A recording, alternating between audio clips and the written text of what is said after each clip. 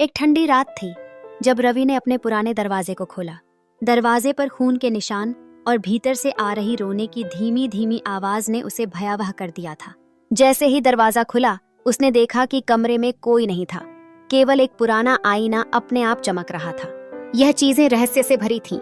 आईने में जब उसने अपनी छवि देखी तो उसका दिल धड़कने लगा। वहां उसकी छाया नहीं, बल्कि एक अंधेरे कमरे में बंधी हुई उसकी ही लाश दिख रही थी। वह पीछे हटना चाहता था, लेकिन उसके पैर मानो जमीन में गड़ गए थे। तभी उसे आईने के अंदर से ठक ठक करने की आवाज सुनाई दी। मदद करो, मुझे बाहर निकालो। तो वही आवाज जो उसकी ही थी, लेकिन वह तो बाहर खड़ा था। सब कुछ असंभव सा लग रहा था।